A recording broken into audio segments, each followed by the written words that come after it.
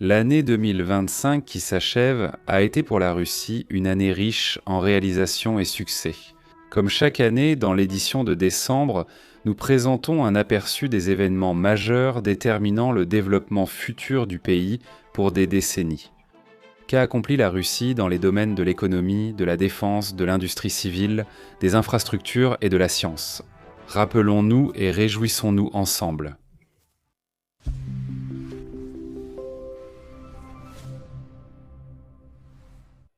À la fin de l'année, l'économie russe a augmenté de 1%, ce qui est moins que la croissance de 4% de l'année dernière.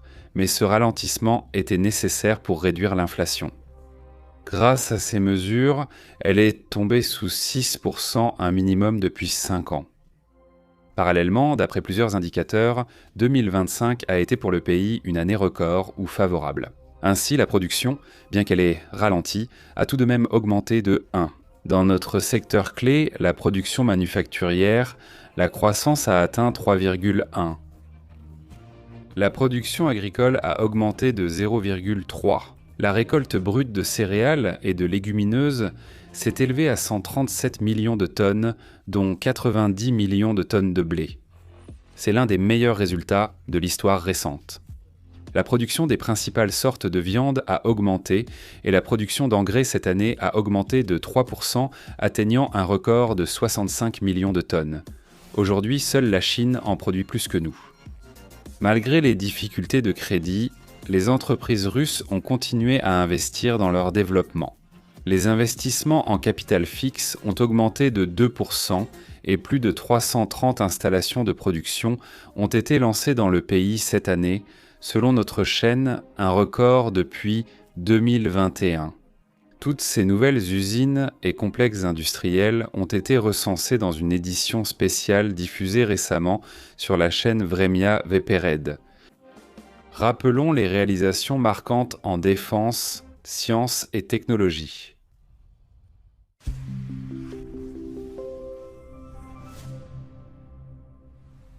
En 2025, les forces armées de Russie ont connu une année de percée sans exagération.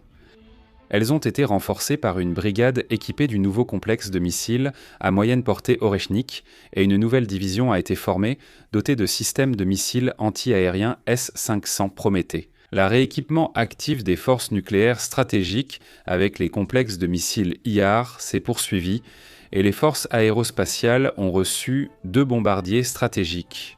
2. Un record a été atteint pour la production de nouveaux avions depuis la période post-soviétique. Notamment, les premiers prototypes ont été fabriqués et les essais du Tu-130M modernisé ont commencé. Pour la première fois aussi, le Su-57 avec le moteur prometteur produit 177 a décollé.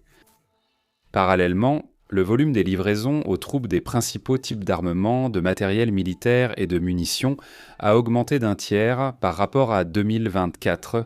Le problème du manque d'obus a été largement résolu. Au sein de la marine, un commandement des forces de débarquement et 2 divisions de forces de débarquement ont été créées. La flotte a accueilli 20 navires vedettes de combat et navires de soutien. Parmi eux figure le croiseur sous-marin nucléaire de classe Boré A. Kniaz Pojarski, armé de missiles Boulava, 2 sous-marins Yakoutsk et Velikiye Luki, le patrouilleur Victor Veliki et le navire de classe Glace Ivan Popanin, ainsi que 2 petits navires lance-missiles Stavropol et Taïfoun. Des porteurs d'armes de haute précision, ainsi que le dragueur de mines Afanassi Ivanikov. De plus, au chantier naval Sevmash, le sous-marin nucléaire Khabarovsk du projet 09-851 a été sorti de la cale sèche. Elle est connue comme le premier porteur officiel du complexe Poséidon. Cette année, le Poséidon a été testé en mer pour la première fois avec son installation nucléaire activée et pour la première fois également, le missile de croisière à portée illimitée Bourevestnik a été testé en vol. Un autre événement marquant a été le lancement, après une longue pause, du croiseur lance-missile à propulsion nucléaire Amiral Nakimov, suivi de la sortie de ce géant pour des essais après une profonde modernisation. Rappelons également la mise à l'eau du navire le plus attendu et le plus mystérieux de Russie, le vice-amiral Bourilichtchev du projet 22-011 dans l'intérêt de la direction principale des recherches en eau profonde. Et aussi beaucoup d'autres événements remarquables dont nous avons parlé en détail toute l'année sur notre chaîne. Ainsi, les forces armées russes se sont nettement renforcées en 2025. Cependant, dans le domaine de la technologie civile, nous avons aussi de quoi nous souvenir.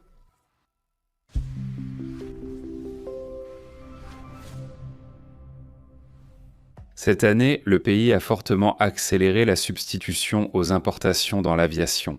Le Superjet 100 modernisé et russifié, équipé du tout nouveau moteur national PD-8 a commencé les essais de certification, tout comme le MC-21 modernisé et russifié avec le moteur national PD-14. Le Tu-214, nouvellement construit avec moteur puissance spécifique 90A nationaux, a volé pour la première fois. Tout à la fin de l'année, l'avion régional tant attendu LMS 901 Baïkal, équipé du tout nouveau moteur national VK-800 a pris son envol pour la première fois. Les essais en vol de l'UTS 800 et de l'IL-100 14300 avec moteur turbomoteur 717 ST-01 ont continué. Les vols d'essai de l'hélicoptère léger russifié Ansad-M, équipé du tout nouveau moteur national VK-650 m'ont commencé. Le TSAGI a testé le modèle du futur avion civil supersonique Strige et ses systèmes de commande. Les constructeurs navals ont aussi bien œuvré, en témoignent ces exemples. À l'usine Ziopodolsk, la fabrication de 2 des installations de réacteurs marins civils les plus puissantes au monde, Ritem 400, a été achevée. Elles ont reçu les noms d'Ilya Mouromets et Dobrinia Nikitic. Les 2 seront installés sur le brise-glace Rossiya du projet DX1510 Leader actuellement en construction, dont la mise à l'eau est prévue pour 2028.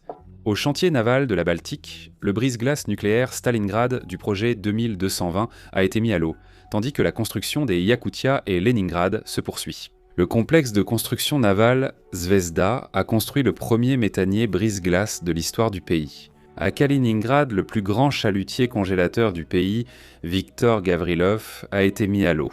Au chantier naval de l'Amirauté, 2 grands superchalutiers congélateurs du projet ST-192 ont été mis sur cale. À l'usine Krasnoye-Sormovo, le paquebot de croisière principal Nikolai Jarkov du projet 00840 Karely a été mis à l'eau.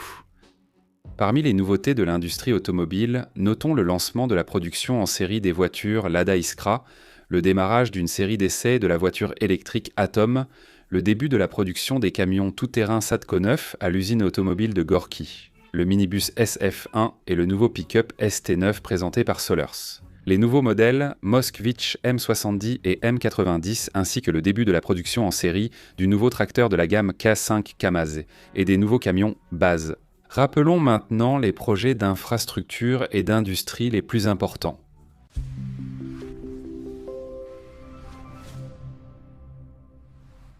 Le principal chantier de l'année a bien sûr été la première ligne ferroviaire à grande vitesse Moscou-Saint-Pétersbourg, dont les travaux sont passés à la phase pratique et se déroulent sur l'ensemble du parcours. 14 000 personnes et des milliers d'engins y sont impliqués et les métallurgistes ont déjà livré 28 000 tonnes de rails. Le développement du train à grande vitesse continue, impliquant 150 entreprises russes. En Yakoutie, la construction du pont de Lensky s'est poursuivie activement toute l'année et le chantier naval de Jataï a été mis en service en mode expérimental. À Mourmansk, le port de Lavna, coûtant 87 milliards de roubles, est désormais opérationnel. De nouveaux tronçons ont été mis en service sur la magistrale Baïkal-Amour et des camions autonomes ont commencé à circuler en mode test sur la route M12 et le périphérique central, TS4. Au Tatarstan, le complexe d'éthylène EP6 de substitution aux importations a été inauguré, à Moscou un chantier naval de navires électriques lancé, et dans la région de Kaliningrad, la première gigafactory nationale de batteries lithium-ion ouverte. Rosatom a ouvert la première production en série de matériaux composites thermoplastiques du pays.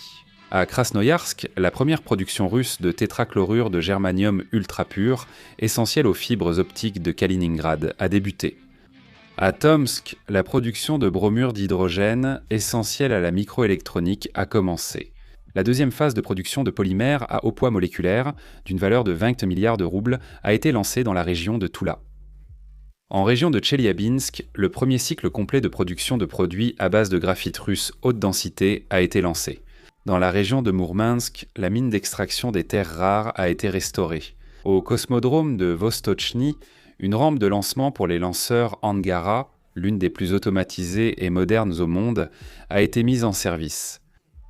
Et ce n'est qu'une petite partie de ce qui a été accompli dans notre pays en 2025.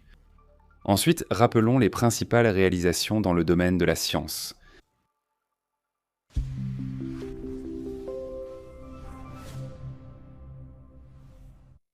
Des cosmonautes russes à bord de la Station spatiale internationale ont pour la première fois cultivé en espace ouvert des structures cristallines parfaites. Le travail est mené dans le cadre de l'expérience Écran M, un équipement national unique et destiné à la culture de semi-conducteurs de haute pureté et de précision extrême, en utilisant les avantages du vide spatial et de la pesanteur. Cela permettra à terme de créer des usines spatiales autonomes et de déplacer les productions nocives hors de la Terre. En automne, la mission attendue Bion M2 a eu lieu. Le satellite transportant des organismes vivants a été placé en orbite inclinée, passant par les hautes latitudes.